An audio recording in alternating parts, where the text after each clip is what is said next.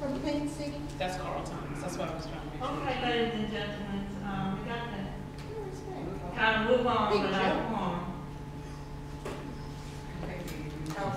What's that? Thank you. You're welcome. Okay.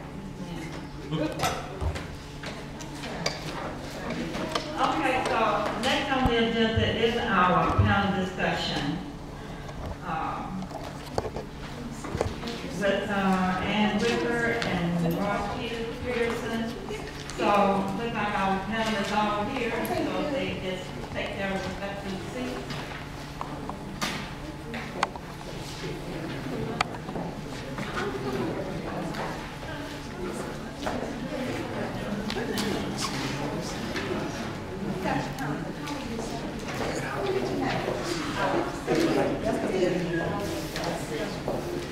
You got that right.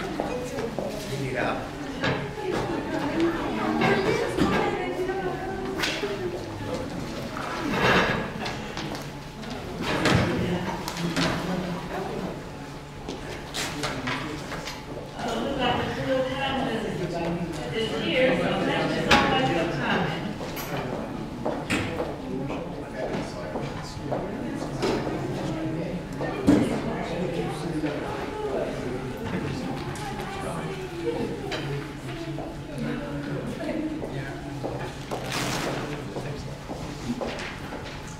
First, by way of introductory remarks, my name is Ross Peterson. I'm the chairperson for the Fort Lincoln Civic Association Communications Committee. Also present and co-moderator for this panel discussion is Ann Wicker, who is the chair of the Fort Lincoln Civic Association Senior Affairs Committee. And this is an attempt to get our arms around a big problem in Fort Lincoln. We have a personal stake in effective communication of Fort Lincoln as a civic association. We saw some of it dramatized, I think, earlier tonight.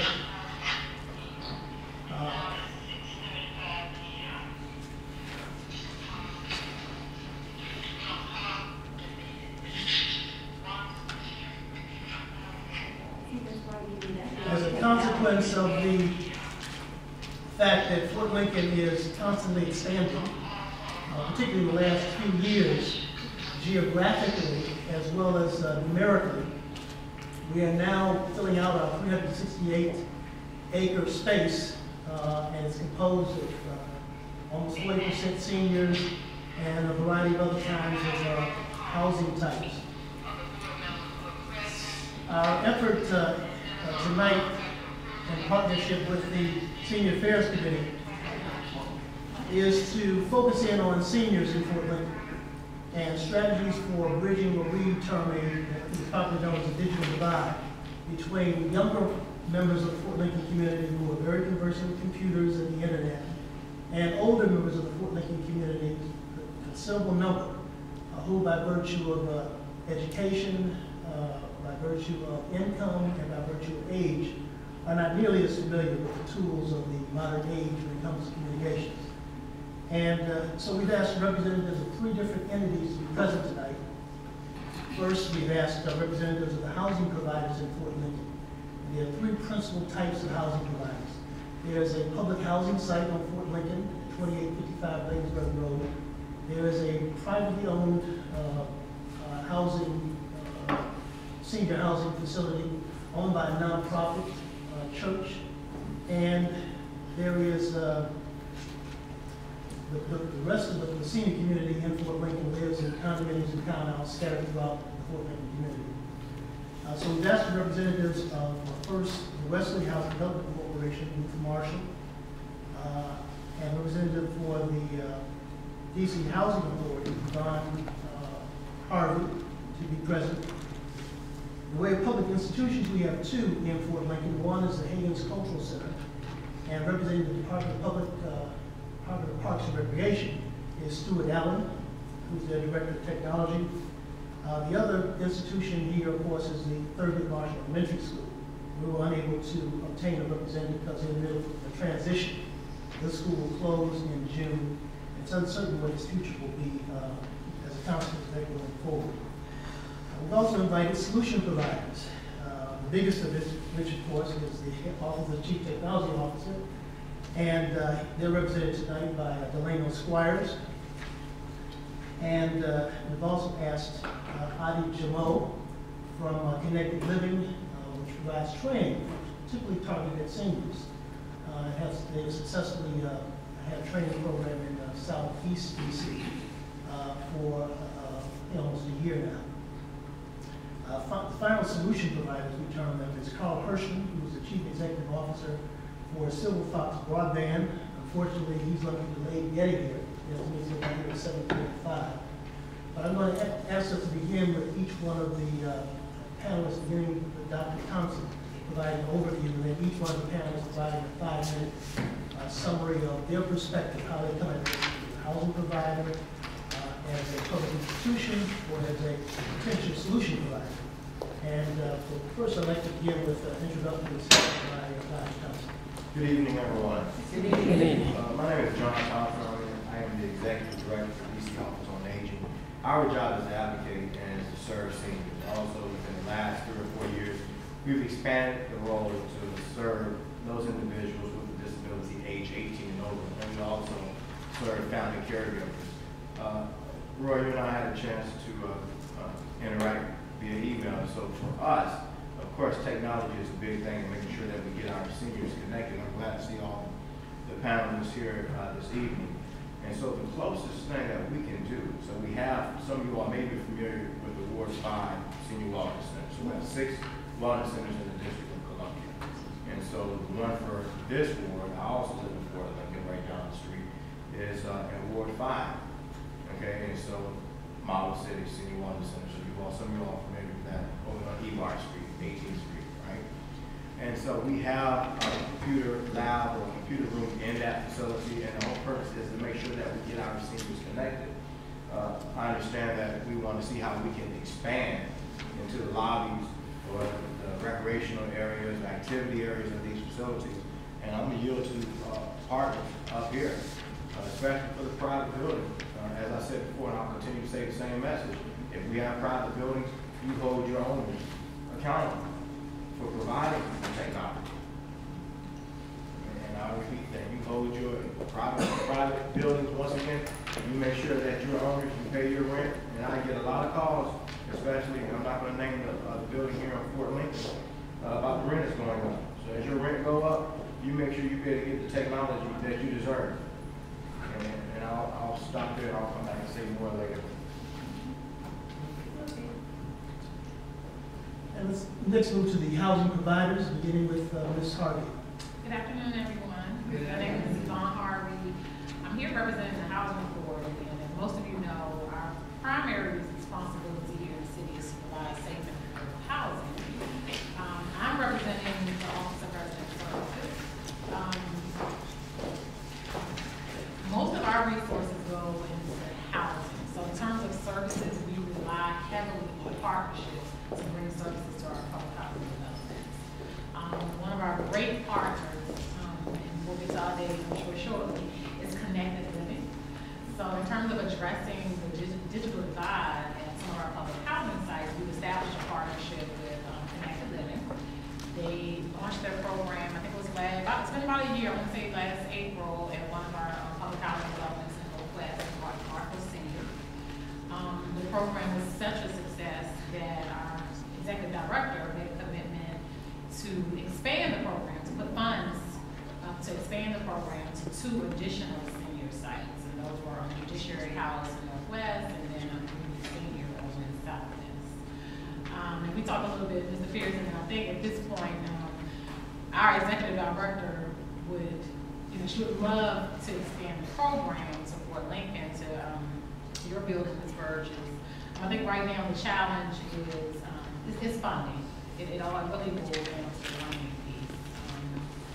The program has been really successful at the other properties. Ms. Todman absolutely wants to expand the programming, but we're trying to identify funding to expand the programs. And I know at some point, Ms. Burgess, you may have a better historical context on the computer program that you guys had there a few years. And I want to say it may date back even to Mr. Jeter was there. Yeah. You had a provider there that provided. That's the only thing we're lacking. Excuse me. No, absolutely. No, that's part of it. So So we do have a staff person that I will commit to having work with Ms. Burgess and the other providers in the city to, to try to revisit a computer program at your facility. Please, because that's my part. You know, 2055 is my part. And that would be wonderful. Because, I mean, this is some of the things I discussed with some of the residents there already, and they would love to learn how to use the computer. Because they're trying hard to get these iPods and these iPhones together. They would love it. So please tell my other part, they're at 1133. You're a big boss. Please do this for me. Well, you know, Ms. Hoffman, aside from the bricks and mortar of the business, we're very service oriented. Yeah. Of course, HUD is us. Well, if you need me to go down the HUD and kick some We may need that. Okay. But we'll definitely continue the discussions, and I know you've met, you started working with Shaw, Kathy left. Kathy Love is another agency, so. And Shaw. he was at the building the other day. Okay, so well, actually, because I sent them out and asked them to come out and take a look at your computer lab, just kind of, It's really, we need to open up the window and toss each one out, because those are, they can't even be repaired. Yeah, and that's what he indicated. He said they can't even be upgraded. So I'll have Shaw continue to work with you. And again, we'll try to work with possibly some of our partners, even Connected Living, other partners at the table to try to revisit bringing a technology program back to the building. And I'm trying to get the other ones who are partially owned. I mean that DCHA has some tenants in there to band together and get some kind of something going so that they too can get connected to something. You mean some of our other public housing Yes. developments? Okay, and then we can also, because we have a couple of other partnerships that are kind of in the works. One is One Economy, DCNet. So we have some other things that are in the works that we may be able to tap into.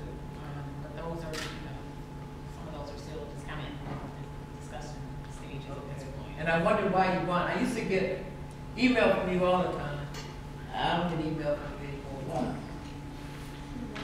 You don't get emails from me anymore. You probably get them from Iris or a different staff person. That's true. I was going to say, because since my responsibilities have changed just a little. Oh, okay, yeah. Okay. I just wanted probably to break that part up. So those communications that you would typically get from me probably will come from another staff. Okay. But we're still connected. My office is still connected with you. Okay. Even though my responsibilities have changed. I got you. Next, we'll hear from Ruth Marshall, who's the board representative for the Union Wesley House Development Corporation, which owns and is responsible for the Union Wesley House Senior Apartment. Yes, very good. Good afternoon, everyone. Again, I am here representing the chairman, Reverend Albert Durant, and I'm on the board there. And unfortunately, Mr. Pearson, I didn't get back with you because of my schedule.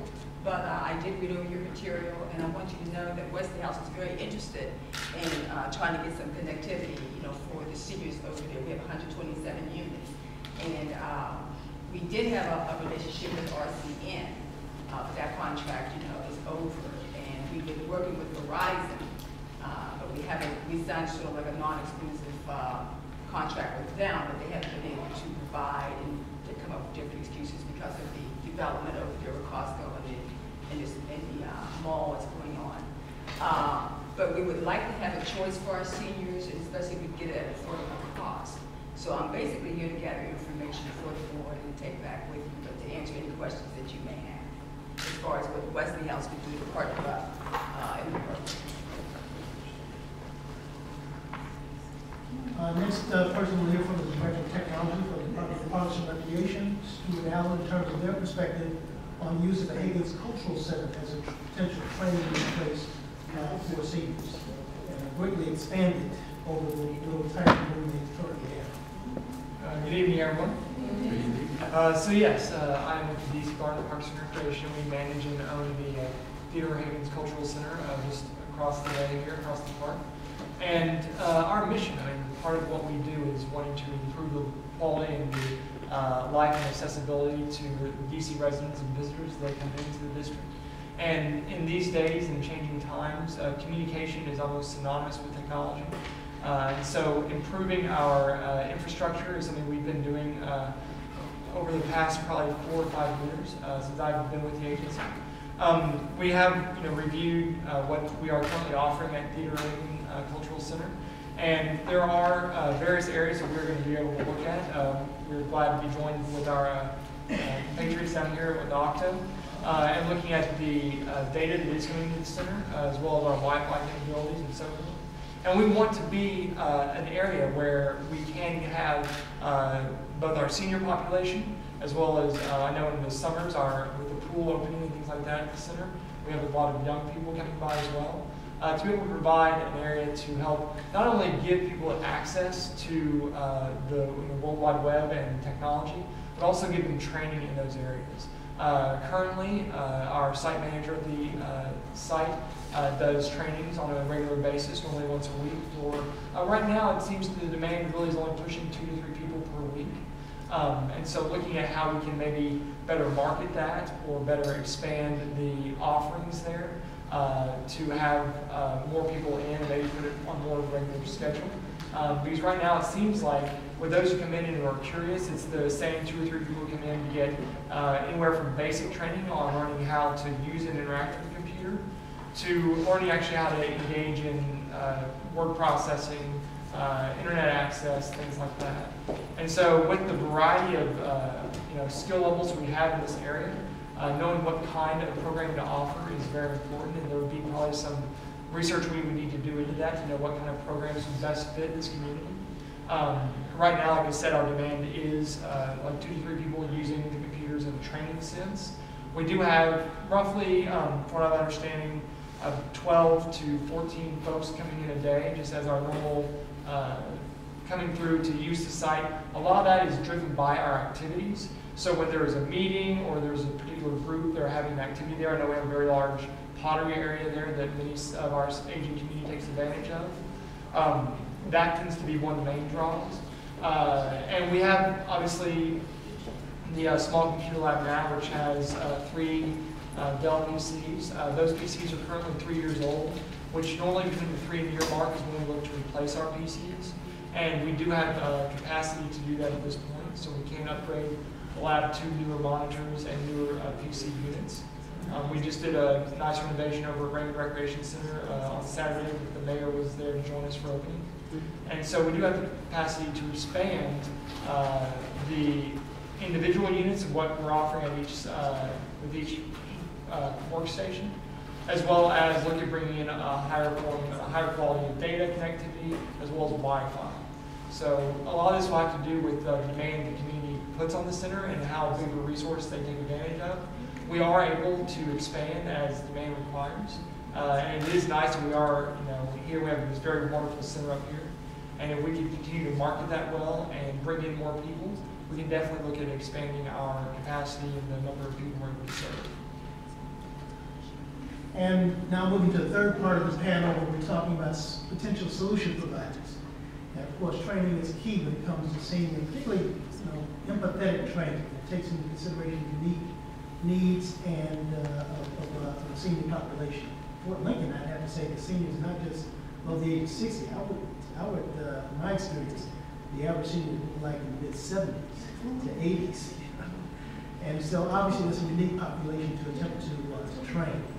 And so next would be Ade Jomo from Connected Living, which specializes in providing computer and tablets and I assume laptop training for seniors. Good evening, everybody. How's everybody doing? Fantastic. So obviously we're here as a solution provider, and we've been very fortunate to have a relationship with DC Housing over the last year, specifically, and really to give a quick and brief overview of what the Connected Living Network is. The Connected Living Network is training especially designed for seniors in the senior population. To answer your question, Mr. Pearson, the average age of the resident on our portal is about 87. So when we talk in terms of training seniors, that's what we do. Obviously within the public section and the housing section, that is a lower age generally because of the demographic. We're currently in 25 states, specifically in public housing in Atlanta, DC, Boston, Greensboro, and Chicago. I'm wrapping up. And really what we focus on is we think that technology is an open door and a gateway to really having equality and really being able to affect the quality of life. And so our program is designed around social interaction and digital literacy training. And so what we have is an online portal for residents of a community to jump on, participate in digital literacy and digital training, and really be able to see and experience what everybody else is doing. So you mentioned before, iPods, laptops, trying to get on all of those pieces. That is the key to what we see as progressive in the future. We have, of course, participated in Garfield, that you mentioned earlier, last year, and that went fantastically well. Fashad is, and I think it was Burgess, you know him, Fashad is the facilitator of our program, so we have somebody there on a regular basis to facilitate the program, because what we say is you can have technology, you can have Wi-Fi, you can have computer labs, you can have all of those pieces, and we know how to do that, but you need somebody there to make it relevant to the community and to continue with the learning process. And so the Connected Living Network is about technology, and it is also about people using that technology and having it be very real. And so we have programming and curriculum that's designed and continues to be updated to make sure that we're teaching seniors how to get online. So everything that we do within our program is really specific to seniors, from the touch screens to the tablets to the roaring 50s and 60s, the 70s and 80s, and creating discussion groups that will not only teach the residents, but also excite them and get them to want to come to these computer classes to learn how to use the computer. And that's what we really believe in. We really believe you can't just teach basic skills. You also have to be interested in what you're learning. And a lot of times if you're interested in what you're learning, as a byproduct, you'll learn those basic skills. And that's what we've done all across the country. Thank you. And the final member of our panel, Mrs. Squires will be the final member of the panel. But I can't believe he's here tonight. Okay. Mr. Hirschman is Chief Executive Officer of Silver Fox Broadband, which specializes in providing low-cost broadband to seniors. They're headquartered in Chicago. He happens to be on the East Coast by a happy coincidence, but not in Maryland. He's come quite some distance this evening to be with us, and I hope you'll mention that as part of the distance as well. Just to, as another potential solution provider that we hope can help us craft a solution to bridging the digital divide in North Carolina. Yes, thank you, and thank you for having me here tonight. We actually, in partnership with Connected Living, provided internet to approximately 600 subsidized senior housing units in the Chicagoland area and Greater Illinois. Our background is actually specializing. We're probably the only company in the country that specializes in providing internet to senior housing communities and the unique aspects that the communities and the residents have. Beyond senior housing, we've provided managed internet services to approximately 15,000 apartment units throughout the country, dealing with a wide range of challenges and technologies over the past 10 years. In terms of recommendations, we've kind of been through it all. We recommend doing Wi-Fi and doing an internet overlay. We had a good discussion on tablets versus PCs because we've gone through and we've experienced all of that. We understand that billing should not be done on the 1st of the month because many of the government checks don't come until the 3rd. So do it on the 5th or later and set that up to be as easy as possible. And that's kind of the thing that differentiates us and the focus on this market compared to a Comcast. They're not going to change the billing for their company just for your community. When you call in, you're going to be going to the same customer service that handles the 18-year-old who's gaming at 3 in the morning, who may not know and understand your unique situation. So we work really hard to do that. And as part of working in this market, we've seen other challenges, and that is why I'm on the East Coast. We actually developed a new company that was recognized by AARP, Leading Age, who's named Best New Company in Chicago Health 2.0, where we have a platform to help seniors and home caregivers and their families to be able to connect, to give you better access to your doctors, to your families, to centralize your medication, to provide you the medication reminders, because broadband is good to help you stay connected, but from the community and from the government side, if we can help lower the costs and provide better health care through that connection, everybody wins. You're able to stay at home longer and healthier, and the community around you wins as well. So that's actually what brought us to the East Coast. We're at Princeton University working on that program right now. And thank you again for having me here tonight. We have housing providers, potential solution providers, we have public institutions. The primary solution provider we envisioned potentially was, of course, the DC government Office of Chief Technology Officer. And we hope that somehow tonight at least we begin the first steps toward crafting a solution that is aided by the government in some respect, because this is a problem that even private industry can't do without some form of government subsidy. And so the man of the hour is the name of Squires. And the man who writes the checks. All right now. That's what we need to talk about. Potential. And so we'll hear from Mr. Squires greatly about the possibilities that his office has to play a significant role in envisioning the provide Thank you and good evening to everyone. As Mr. Pearson said, my name is Delano Squires. I'm the program director for a program called Connect DC, which is OCTA, and OCTA is the Office of the Chief Technology Officer, which is the district's central technology agency. It's the OCTA Digital Inclusion Initiative. And the whole point of the program is, the program itself is created to address the digital divide. And we know from, based on some of the research, that one of the dividing lines as it relates to why the individuals who are not online, one of them is age, another is income and education, but we know one of them is age. So some of the other panelists have discussed tonight, we know the specific challenges to getting seniors online, and so we want to make sure that we are able to leverage some of the government resources, including actually a grant that was created to bring individuals online, to provide some training and access to technology resources. So I want to start by saying one thing. The concerns that I've heard from Mr. Pearson and Wicker, those concerns are very real to me. So I actually came with another member of my team, Lee Brown, last week, and we came and visited the Fort Lincoln community and took a look at Hagen's, and we went to the Leslie House, and then also to 2855. Yeah, listening. Right, so we went there as well last Friday to get a better sense of some of the technology needs, some of the issues that are being discussed among seniors in the Fort Lincoln community. And first I want you to know, before I talk about any solutions, that your concerns are being heard. And I want you to know that they're being taken very seriously from the Chief Technology Officer. So, but as I said, I'm excited to hear about some of the other solution providers who are on the panel.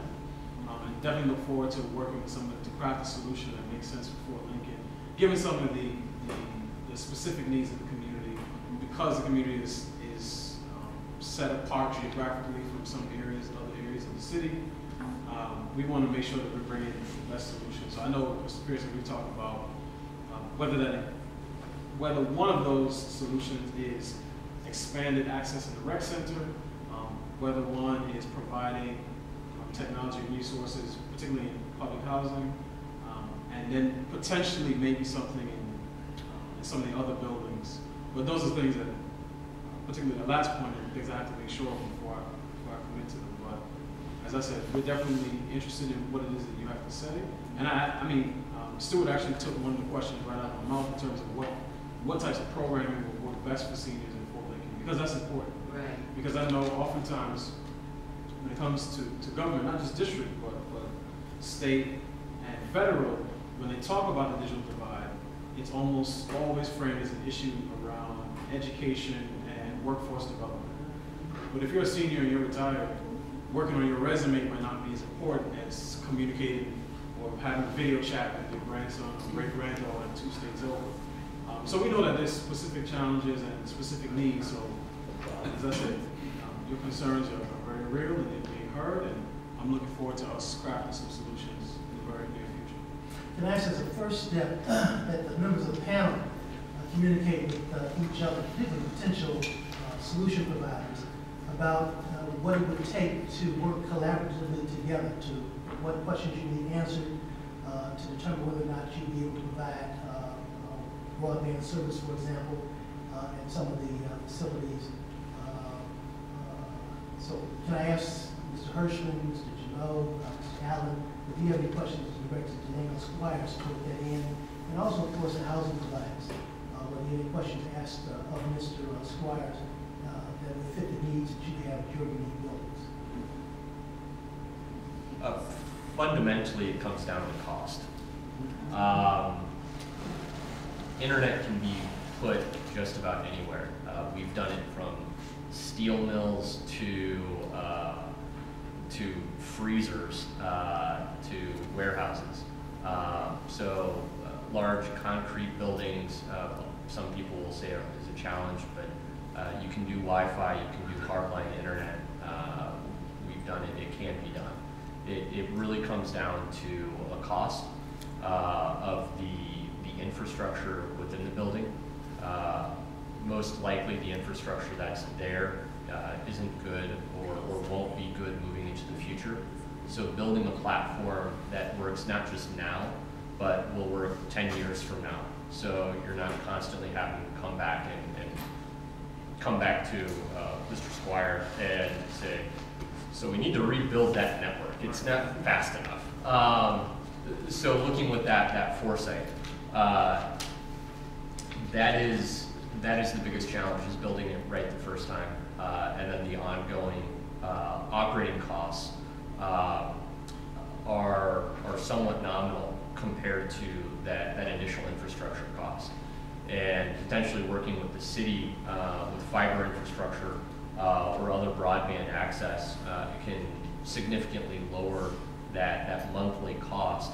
So you can drive down the operating cost to that $15 to $20 a month. The real challenge from an operating cost is technical support. It is a different requirement in this scenario. The technical support costs are 3 to 5 times higher than you'd have for a traditional apartment, which is caused by a number of factors. Having a partner like Connected Living there really helps out. When we were running the Connected Living program in the Chicagoland properties, the partnership there really facilitated a good working environment. And so when the program ended and the financial support wasn't there for Connected Living, our costs skyrocketed. And at some communities, it didn't actually make it financially feasible to continue to offer service because of that. So that ongoing commitment to collaborate both on the education and the on-site support that Connected Living can provide, as well as the the technology support from our side is absolutely imperative. Now, does that have something to do with the whole debate over tablets versus desktop? No, that's more of a personal preference more so than anything else. So in kind of going out and really to piggyback, so the broadband and the infrastructure is one of the necessary pieces. And so after you get that and you have that, the programming that overlays on top of that infrastructure, you need to have basic pieces. And I think as Rashad went over to your properties and as you alluded to, if you have old computers, there's no programming that's going to work over those open computers as it is anyways. When we bring in our Connected Living ambassadors and our people who are on the ground, they really do serve as tier 1 support, because a lot of the issues that are detected are really something that doesn't cause for a technical roll or truck roll or car roll. It's a, you know, I can't get on the internet, I can't use this right now, what is the problem? A lot of times there's a Wi-Fi switch that's not turned on. Very easy for somebody to see. But if you're not available to diagnose that, you're not available to diagnose it. As our ambassadors work in the community on a regular basis, we, as anything, you troubleshoot and you start knowing, well, who's what. If Ms. Burgess is calling the ambassador, then the ambassador knows Ms. Burgess is calling me around this time of day, it's usually because her hard drive is a little bit hard to boot up, so it's really not a technical issue with the network. There's nothing that we need to call over here, we just have to wait for a little bit to get on. So on that aspect of it, once you do have the infrastructure, we do service tier 1 support. But then to really mirror the same piece of cost, Ms. Harvey alluded to this when we spoke earlier. It's what type of cost and what type of support do you have to maintain that programming. You can have basic access to programming. It's out there. Once you have the internet, you can get any of the programming you want. To have somebody actually be able to facilitate that on a regular basis in a very professional manner is costly. And that's one of the pieces to this to really make it work. You can have something put in, but to have continued learning and continued progress and continued usage and adoption, you do need somebody there to drive the program on a regular basis. That is a given. Any of our communities that we're in currently that have high levels of adoption, that we've been in for 3 or 4 years, it's specifically because we do have people who are on the ground and they continue to evolve as the community evolves. What worked last year won't work next year, and we know that. And as we continue to do that, that program will grow in the community. As you can see, Garfield is not the same community that it was a year ago. They don't want to consume the same things.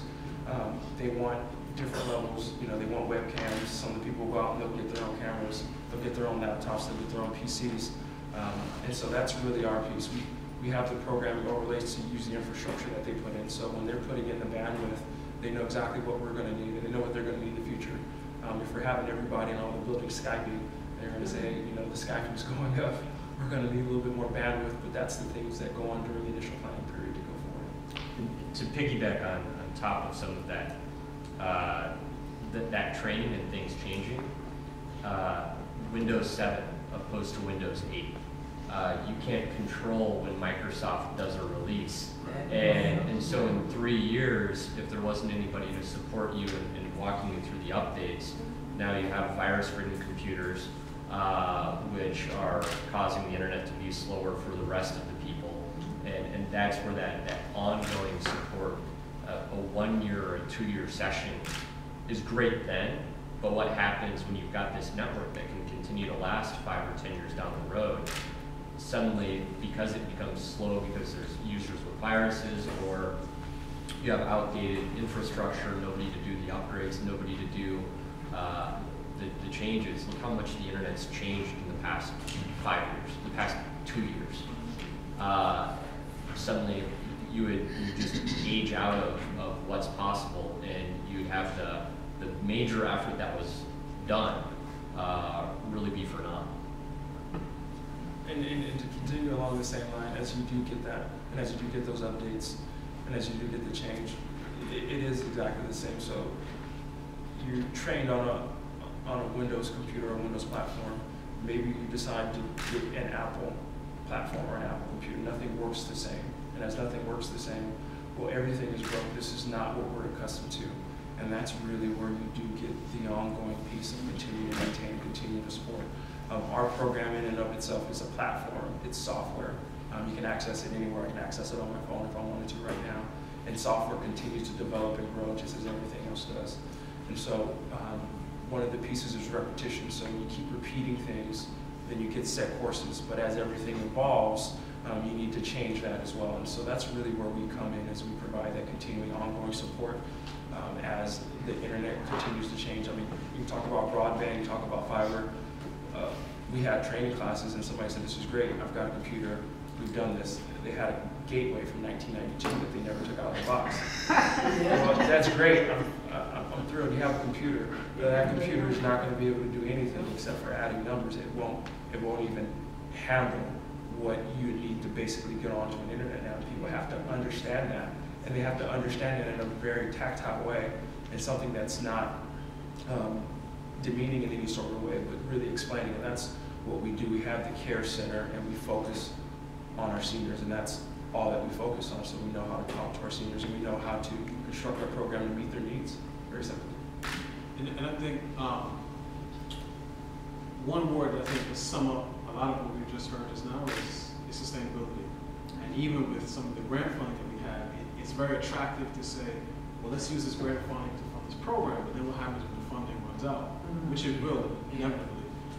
So I think to your point, we need to find a solution that's sustainable, and that's why, particularly as it relates to DC government and our capabilities, anything in public spaces is definitely where DC government can come in. So as I said, the rec center, if we're able to build some capacity there, those are computers and that's software that we will continue to support, because that's what goes on right now with some of the other rec centers.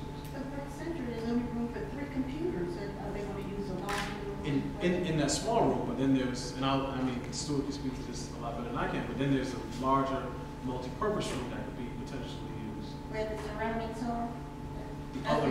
The other room, I think the one that you took us to. It's a big room.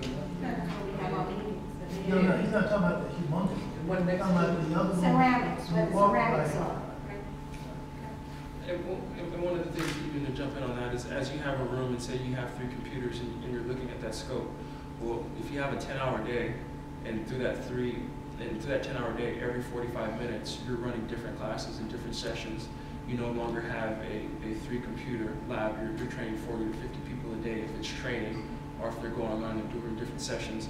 And one of the things that you'll also experience as everybody continues to grow and get comfortable, you'd be surprised if people will bring down their own computers, their own laptops, their own devices, so that they can supplement for those who don't have that, and they can be a part of the class as well. So that's one of the pieces as we go. And sustainability is key, and that's one of the other aspects that becomes sustainable, because as people start to see what happens, we have what we call resident ambassadors, people who have been through the program, and as they've been through the program, they help those who have not been in the program. And what that does is it essentially increases your workforce and reduces your cost on a very simple basis.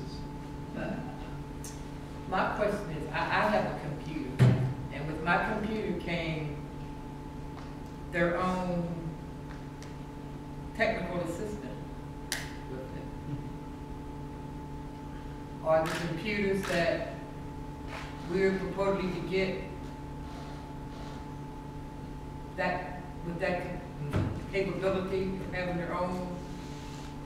You understand me? I believe I do. To answer that, You know, I got an HP. when you get HP got their own. they have a service plan that goes along with your computer when you purchase Yes. it. Yes. And what's nice about DCNet and keeping our DC government and keeping it, for instance, in the recreation center, is that regardless of when we acquired the computers or put them into use, we have the IT help desk, which is an Octo-run tier 1, 2, and 3 support help desk. That will be able to provide support for anything from accessing the internet to getting into work, troubleshooting, things like that. So yes, we do have that same kind of tier 1 support already built in just by being at the rec center. Okay. And just You have to be at the rec center? Yes, because it's when the service and the support follows our property, and so if you're at a class or in a program at a recreation center, then yes, it would be providing support for that equipment and for those users. How are the residents going to get to be able to get to the center? That's one of our problems in this particular area is transportation. And I'm sitting here and I'm just so proud of all the young folks with all that technology knowledge. I'm sitting up here like a grandmother, just so proud. But I'm really depressed in a sense when I feel as an advocate for my seniors. What I have found is happening now with all this technology. A lot of my seniors, for example, one senior called RCN in regards to her bill. No one wanted to talk with her over the telephone. She wanted her to send her an email. And I was screaming, it was nice. But this is ridiculous. I'm hoping to God that we can get this off the ground. Because we do have a lot of mature seniors in my building, 94 years of age, independent living. So they should have access to these type of programs, because the world out there is not too kind if you're not computer savvy. And it breaks my heart, because my seniors are left out and there's no one to complain to, but just sit back and look sad and say, oh, I don't, because we're not trained. There's nothing out there. It always sounds good at some of the meetings, and then when you leave, those old folks in Fort Lincoln, they'll be all right. And it hurts. It really hurts. It breaks my heart. It gets me emotional. And that's a part of what we have with this issue, is it's a very multifaceted issue, because we have people at this table who can provide service and support in different areas. And so it's trying to tackle the problem that we have from a variety of different ways, so that we have kind of a full kind of umbrella solution to the problems we face. Because yes, I mean, Parks and Recreation can provide service and within a small scope of this problem. And then we have other providers such as Silver Fox Broadband, which can actually come into residential communities and set up partnerships with training groups and things like that there. And so I feel that if, with those here, if we look at this from various areas, and we cover the recreation center, we cover the housing communities, we can come out with a solution that does not leave any of our senior community out. Appreciate it. Thank you. But now, I have my computer and it's at home. And I have a problem with, I have net zero. And for all of a sudden, I come on my desktop and net zero is not there and I cannot access the internet. So I had to call, but I did call DSL, where I could get support without paying for it. To get just a regular net zero, you have to pay. And they take a lot of time, and they're answering the phone, so while they're, well, that's different. Anyhow, they helped me to get back on the internet, but through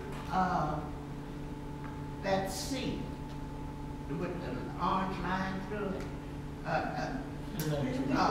In order to get back to net zero. You know what I'm talking about. Yes, it's net zero actually. Yeah. Yeah, that's how I get through to net zero now, by clicking that, which is at the very bottom of the computer. But now I have DSL help on my desktop.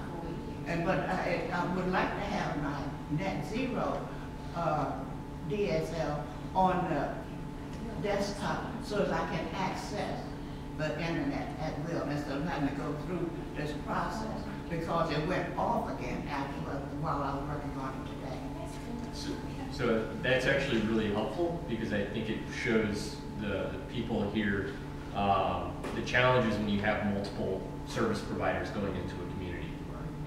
It's not just your local MSO and your local telco. You also have third-party providers, and so without that consistency, you end up driving issues across the entire community, which continue to have pervasive problems. I think maybe the challenge for you is the sustainability of the economics. Does this become another budget line item that is good in some years and bad in others? Something that we didn't get the opportunity to try in Illinois, but I think would be interesting to do now, and we're starting to see this with some of our other senior housing communities across the country, and DC could really put their flag down as a leader in it, is leveraging the broadband into health initiatives. If you have that iPad in each room that's connected back to that standardized health system, and you can provide the medication reminders in every room, whether they're necessarily at the highest level of technology capability or the basic level, now you can start driving medication adherence, which drives down your healthcare costs and some of your transportation expenses. You can better facilitate that transportation and coordinate it through, say, an iPad app. So now the residents have access to the resources that you guys are providing currently in a more efficient manner. And now, instead of being an extra line item, you could actually start driving costs down and see a long-term ROI that could be applicable to many cities across the country.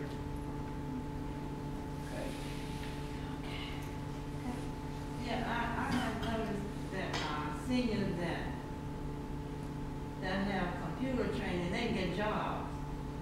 You know, so, I mean, because the ones that don't have computer training, you know, it's hard for them to get jobs.